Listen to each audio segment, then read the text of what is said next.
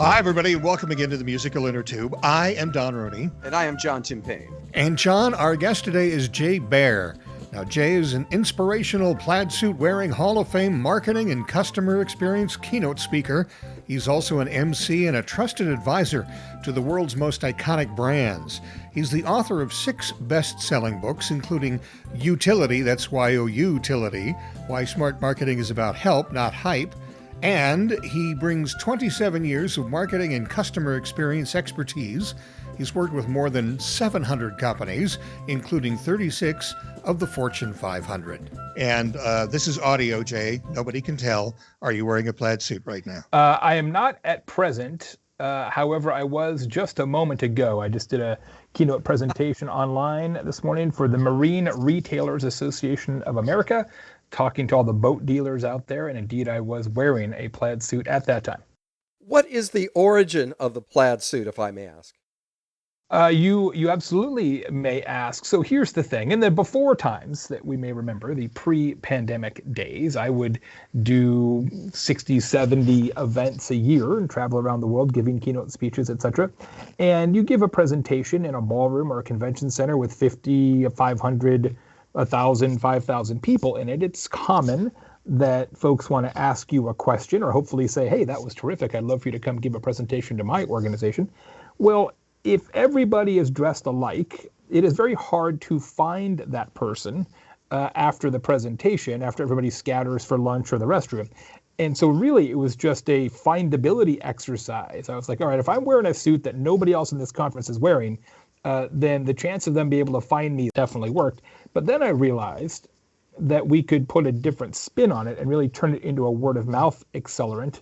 And so now the way it works, guys, is when an event books me to give a presentation online or offline, pretty much all online right now, the meeting planner gets to actually pick out which suit I wear.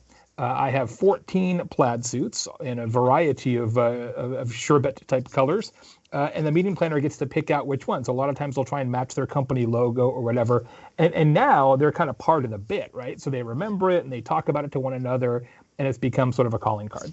So you have 14 suits and your choices are either plaid or plaid. Is that it? Yes, you have many choices of color, but you have zero choice of pattern. Well, let's talk about this post-COVID situation, as you were mentioning earlier. Businesses have ground to a halt and are just now getting back up onto their feet. So what are you telling businesses about trying to get back on their feet? Because COVID has changed everything. It's changed the world. Yeah, I mean, nobody knows nothing about nothing anymore. The story I tell to illustrate this point is I got my first haircut since the pandemic. It had been a while. It had been several months. I kind of had that pandemic haircut that we all had for a bit. And I was like, look, man, I'm on camera all the time. I just cannot stand. So I'm like, all right, I'm going to get a haircut. Well, and it had been quite a while. And I realized, I'm 51 years old. Like that's probably, 51, 12. That's like 600 haircuts in my life. And I'm like, hey, I know how haircuts work. Nope, not anymore. I had to answer like 10 questions just to get a haircut. Like, is the haircut place still open? The lady who cuts my hair, does she still work there? Where do you park now? Do the parking meters still work downtown? Are the appointments the same length? Do I wear a mask? Does she wear a mask? Do I shampoo my hair in advance, or do they still do that? Speaking of shampoo, can I buy some from them? Do they still have retail? How do you pay for a haircut now? With filthy paper currency or with some other kind of mechanism?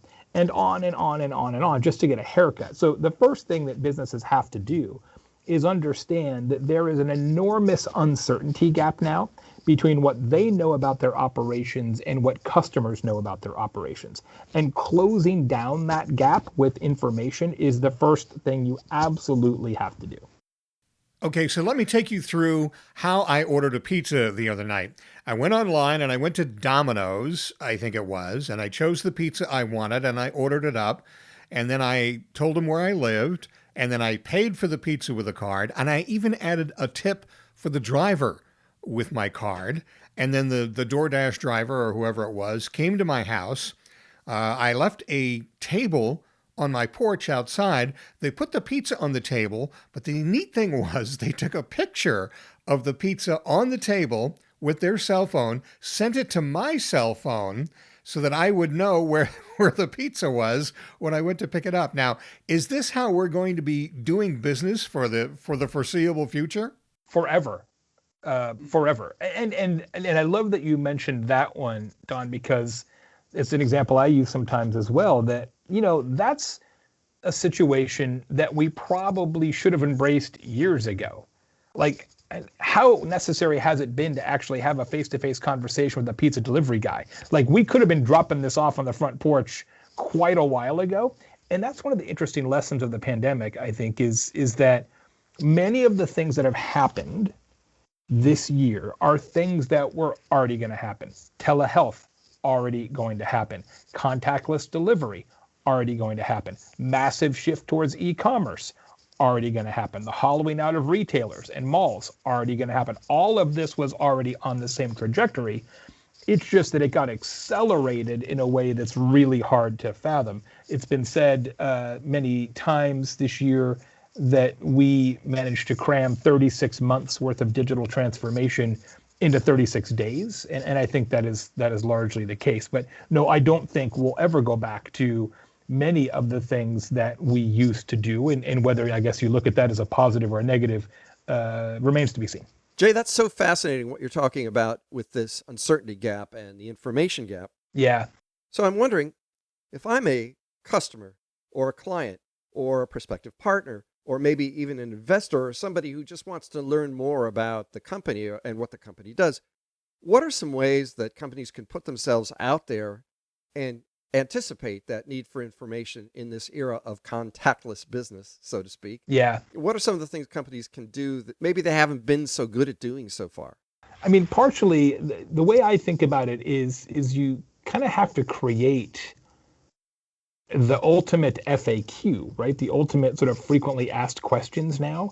And you have to start from the basics, like, are you open? What hours are you open, right? Like, you can't assume any level of knowledge. And so the exercise that I encourage business owners and managers to embrace is to literally sit down. And I find this to be better longhand, not on a computer, a piece of paper and a pen, and write out every conceivable question that customers might have about how to do business with you now, and then just methodically answer those questions in a few different ways. On your website, for sure. Then take your most important questions and push them out via social media, email, and similar. And then take the compendium and roll it into some sort of a document, PDF or some such, that is printable, shareable, and savable.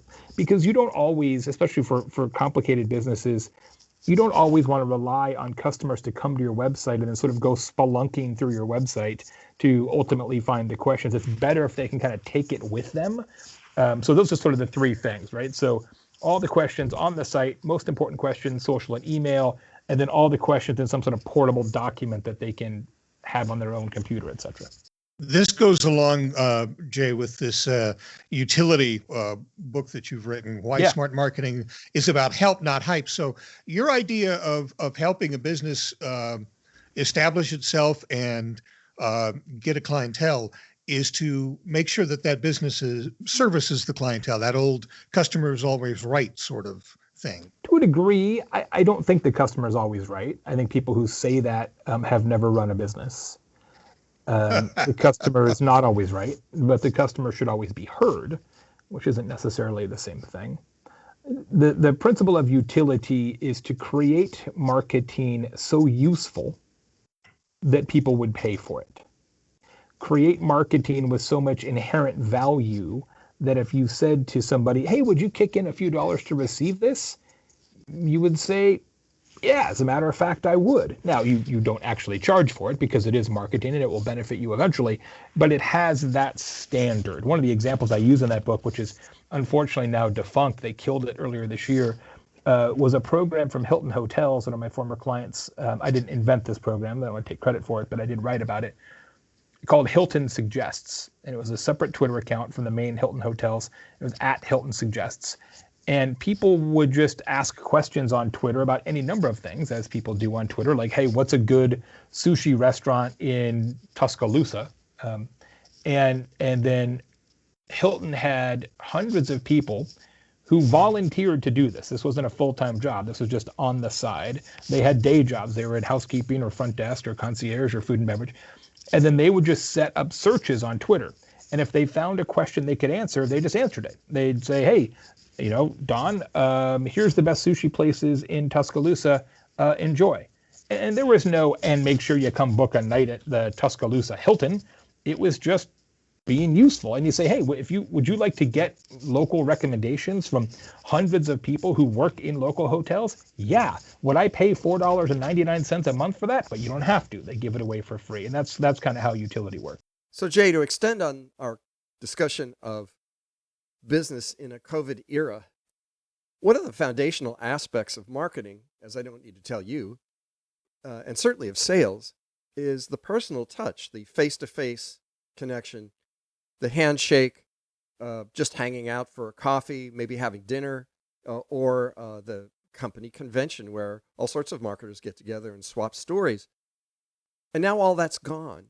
And I'm wondering, how do companies build back that sense of the personal connection in an era of contactless business? It's incredibly difficult. I actually do a lot of presentations to companies or organizations that have robust in-person sales departments, right? Whether it's pharma companies or tech companies, et cetera. And what I tell people is that the face-to-face part was formerly the highlight of the relationship. And now in many cases, it's the hindrance. And what you've got to do as an organization, and I'm not suggesting this is easy, but I am suggesting it's necessary. You have to design a company with the assumption that you will never see a customer face-to-face again. And if you can build it with that premise in mind and find a way to be effective, then you can get back to the place where when you can do stuff face-to-face, that's like an additive, right? It's not a requirement. And so that, of course, necessitates the use of video calls and other messaging apps and social selling and lots of other. Even now, it's interesting to see in the last 6-9 months a pretty significant resurgence in direct mail as a way to connect with prospects. Challenge being everybody's got business addresses in their database, not personal addresses. As I learned myself from my own company a month ago when we went to send out holiday gifts, I'm like, hey, we're sending out 155 holiday gifts. Apparently we have 3 addresses. So we had to go through this whole process of getting everybody's home address, which is interesting. So there's definitely some challenges there.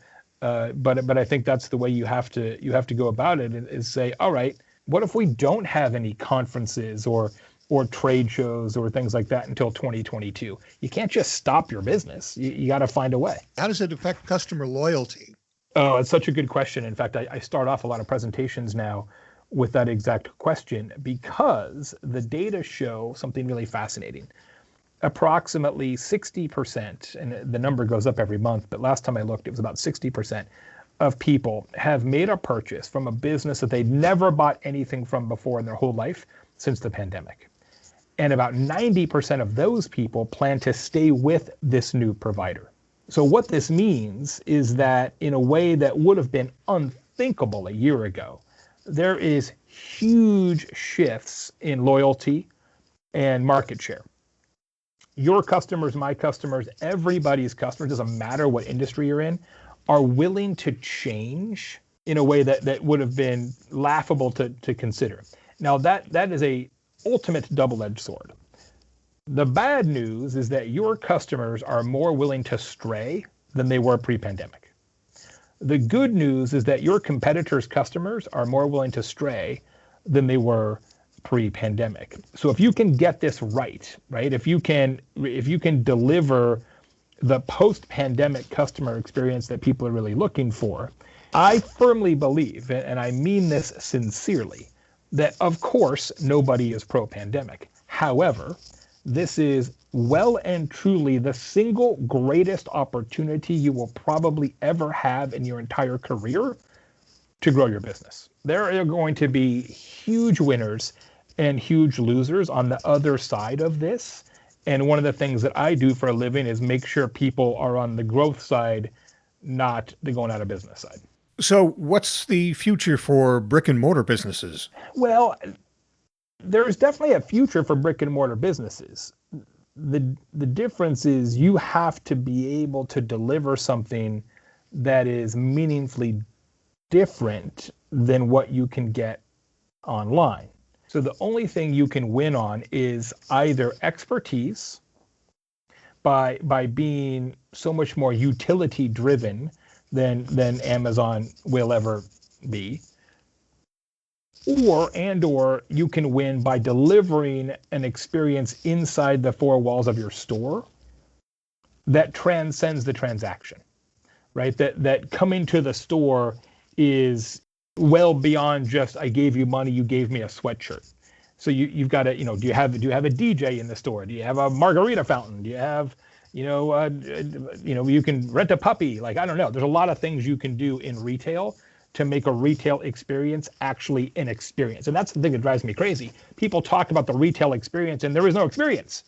It's clothes on a rack. That's not an experience, right? That's a garage sale with nicer lighting. Quit trying to win on price or or selection. There's no way that's going to happen. And double down on the only things that you can win on, which is helpfulness, knowledge, and experiential commerce. I would suppose we would be moving away from low-wage jobs at that point. I mean, right now you go into a mall and you get a kid who's making $7 an hour, right. Not very helpful all the time behind the counter. You're going to have to get somebody with a little more expertise or a little more flair or somebody who can actually drive a sale. Yeah, it's an astute observation. I think this will take a while to effectuate, but I think we'll have a lot more owners on the sales floor in retail. Right, you'll have a lot more kind of boutique. I own this place. I also staff it. I think we'll also, ironically, for that reason, have shorter hours, not longer hours. So as e-commerce goes, 24 hours a day, as it always has been, and you can buy whatever you want at whatever time.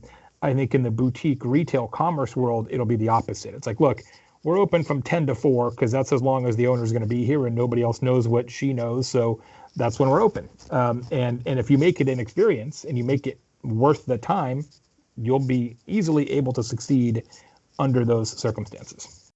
So that's so fascinating, Jay.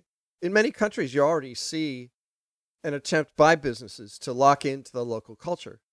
So in places like Japan or South America, you have companies that are only open at certain times of the day.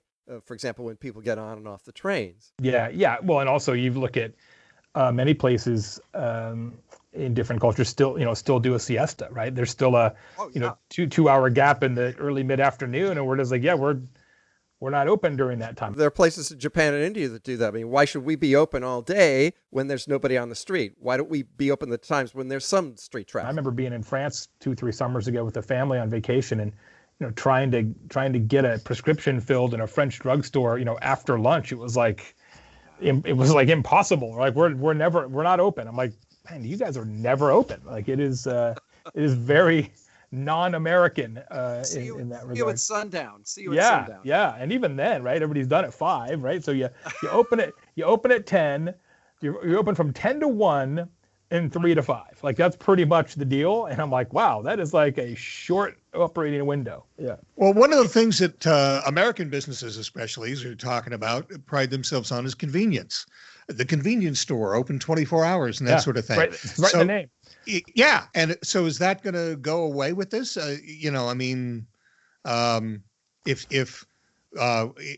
businesses are going down to the level of a boutique, does that mean that the customers are not going to be served the way that they expect to be served, maybe?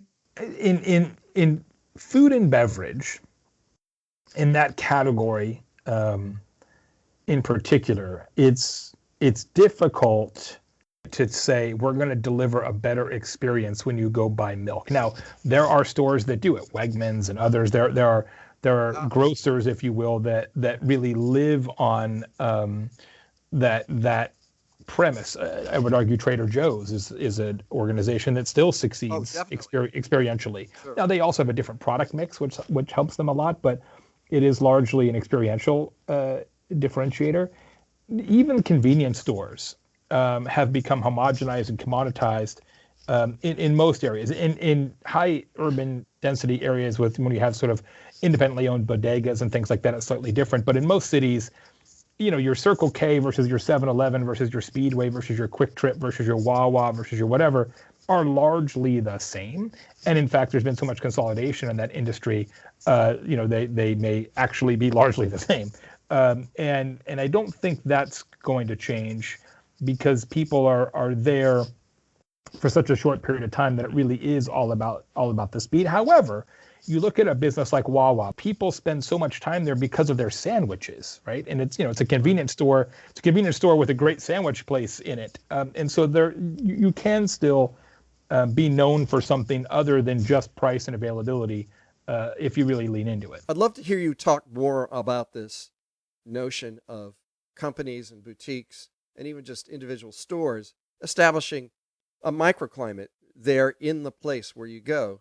And it's part of the brand, but it's also part of why people go there. They want to be part of that little world that's established in that store. You mentioned Wawa, which is really just dead Philly. I mean, you go there as sort of a Philly thing. It's not a frills added experience by any means. Anybody who's been in a Wawa knows what I'm talking about. But a lot of people will just go to a Wawa to go to a Wawa. That it's got a different feeling from the convenience store down the block. You also have Trader Joe's, which has its own culture, and people go there to be part of that. One of the other things that comes to mind while we're talking about this is that one of the nicknames of Whole Foods is Whole Paycheck. Right.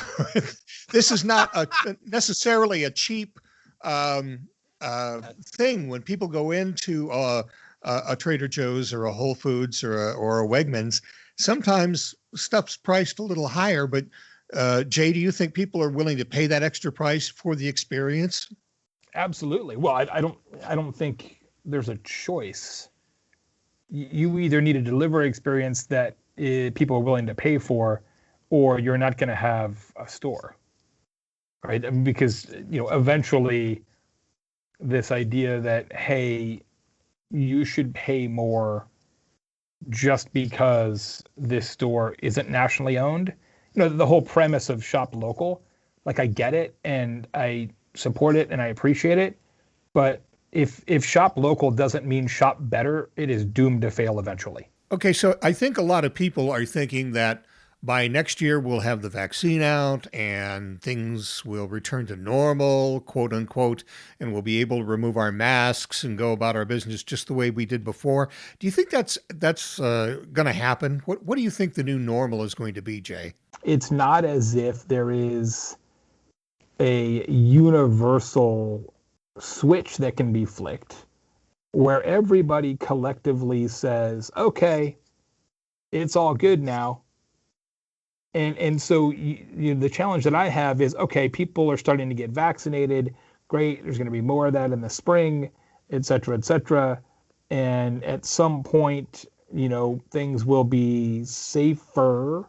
The decision to change your own behavior or your family's behavior because your own risk tolerance has changed based on your own preferences or beliefs about what's happening around you, that's going to happen household to household, not street to street, not city to city, not state to state, and certainly not a country at a time.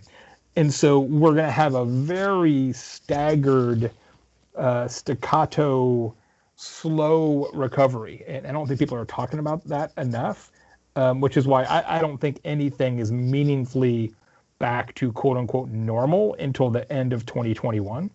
Because even as people start to build confidence, confidence in what? Like confidence that you can go to Kroger? Okay. Confidence you're going to go to the movies? I don't know. Confidence you're going to go to a football game?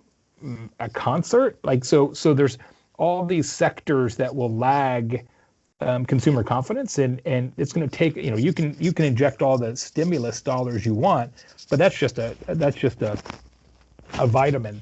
Ultimately, until people feel safe, you're never going to have a true bounce back. And what I'm saying is that people will feel safe based on when they feel safe, not based on what the government says or TV says or their neighbors say. And that's not going to happen all at once. It can't. Everybody thinks differently about what's going on. So it's going to be I think a shorter road to partial recovery than people think, in my estimation, but a much longer road to full recovery. Businesses right now are suffering, but if you can't go to a movie theater, you can still stream. If you can't go to a restaurant, you can still get takeout. Right. Is that going to be our choice for a while here? Definitely, and maybe forever. Forever? Well, because again, restaurants are scrambling to try to make themselves into takeout places. Regular restaurants are becoming takeout places, which I'm sure is very, very difficult for them.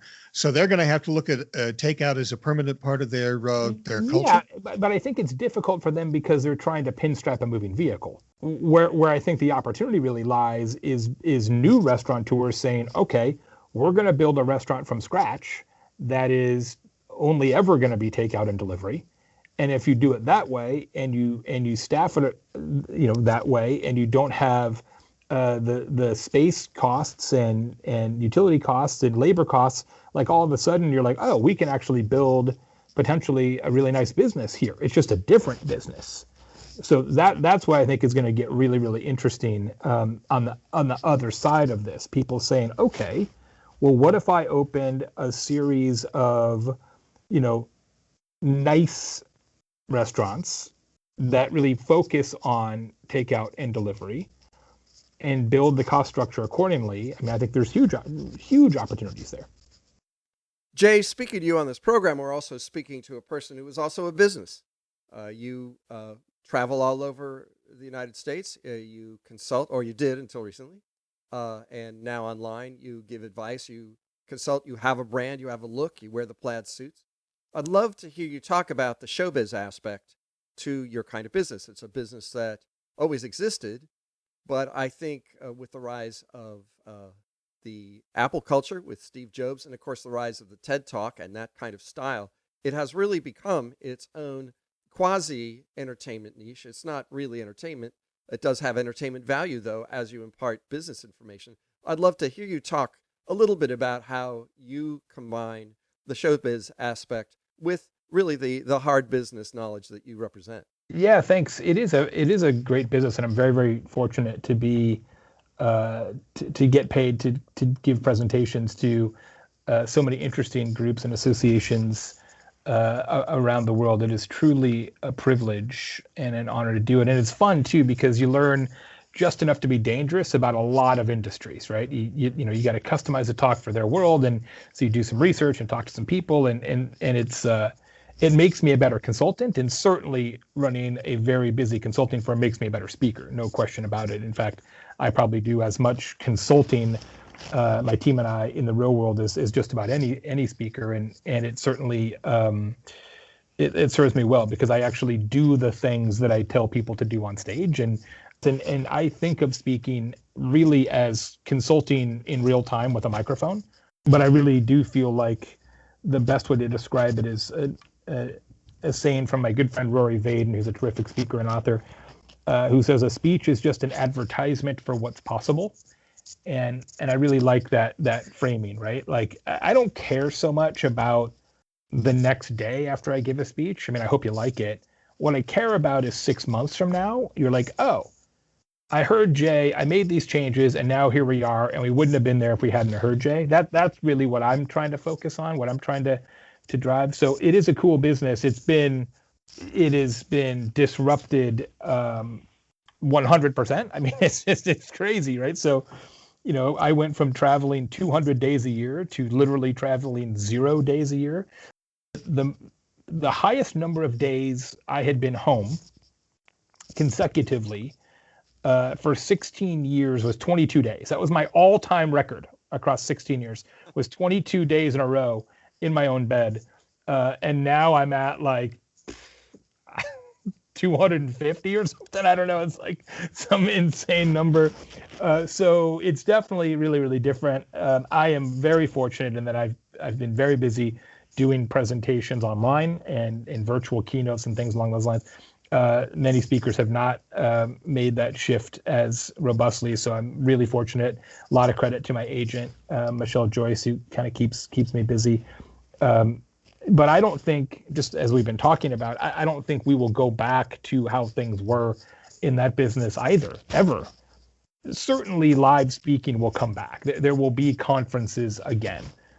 But there will not be, in my estimation, as many conferences ever again, because we have learned that for many events, we can do it on Zoom. We can do it on WebEx or whatever, and it's fine. And so the cost structure is so much different, just like the virtual restaurants, right? Like, do you want to go rent a hotel and pay a union crew and buy chicken salads for $37 a person and all the other cost structure associated with a physical event? Or should you just do that online and makes it way easier for everybody to attend? So I believe the big events will come back. Many of the small events will not. And I think it would surprise me if I ever end up doing as much live presentations as I did pre-pandemic. I just don't think it'll happen. Jay, I do a little bit of the same work myself. I do a lot of work online and some consulting online, and I've done some in-person standing up on a stage consulting for large groups. And I just find online different. It's psychologically different. Obviously, it's physically different. And I'd love you to comment on that different feeling in that platform as you go about your business. Yeah, it is absolutely different. It's not necessarily worse. It is definitely different. And I've invested thousands of dollars in audio and video and microphones and cameras. And I mean, I could open up a used tripod store right now. Like, I got so much stuff in this office. Like, I got a lot of stuff in here. I got a lot of gear. And I've had to learn a lot. Like, I knew more than most people because I'm a digital marketing consultant. And so, being online, and my company's been all virtual from the beginning. So being comfortable with presenting online has sort of been something I've done for well over a decade, but not at this level. And so I've had to learn a lot of stuff, as have so many of my peers in the speaking business. Sound check used to be you show up and you plug in your laptop and you make sure the microphone works and you go back to your hotel room. And now it's like a whole thing, right? Now it's tricky too, because all the platforms are slightly different, right? So if the event is on WebEx versus GoToMeeting versus Zoom versus whatever, and there are literally dozens and dozens of them out there. And so you got to set up your own presentation a little differently. So it's been interesting for sure. Learned a lot. If people want to get a hold of you, Jay, and find out about your expertise and maybe hook you up for some sort of a video conference or whatever, how would they get a hold of you? Best place to find me is at jaybaer.com, jaybaer.com. That's my site for speaking and such. Our main website for the business is convinceandconvert.com, We have literally thousands of free articles for business owners and managers. And my podcast is called Social Pros. It's a show where we interview individuals who run social media for large brands and kind of how they do that every day. It's a lot of fun. Okay, well, Jay, thanks very much for being with us today and imparting the knowledge. And hopefully your pizza experience will be a little better than mine. Well, at least they told you where it was in case it went missing. So I do appreciate that. Yeah. I had a picture, so I could figure out where it was. Gents, it's been a real pleasure. Thank you very much. Thanks to everybody out there. Much, Jay. Yeah, it's a blast. We'll do it again. And thank you for listening to the Musical Innertube. And thanks to the always helpful David Rooney for helping us set up our talk with Jay today. If you'd like to get in touch with us, the email address is musicalinnertube@gmail.com. Now on Twitter, John is at JTimPayne and Don is at DonRooney9. Our webpage is musicalinnertube, that's musical spelled with two A's, .libsyn, spelled LIBSYN.com. And you can now hear the Innertube on Amazon Music. If you're a member of Amazon Prime or subscribe to Amazon Music, type Musical Innertube in the search box and you'll find us there. We're also available on Facebook, YouTube, Apple Podcasts, Stitcher, Spotify, SoundCloud, iHeartRadio Podcasts. Like us and give us a good review on any of those platforms. And if you're in the mood for radio drama, specifically radio comedy drama, because it's all light and fun, then you will want to listen to the Musical Innertube Players. Go to Musical Innertube Players, all one word, .libsyn, libsyn.com, and you can hear Christmas adventures. We have right now Larry the Rock That Saved Christmas, and also you can hear about Father Hardy and the Holy Nail, and coming up, Christmas Carol and Santa Gets Scrooged. So again, that's Musical Innertube Players, all one word, .libsyn.com. And as always, thanks to virtual band Car Radio Dog for our theme music.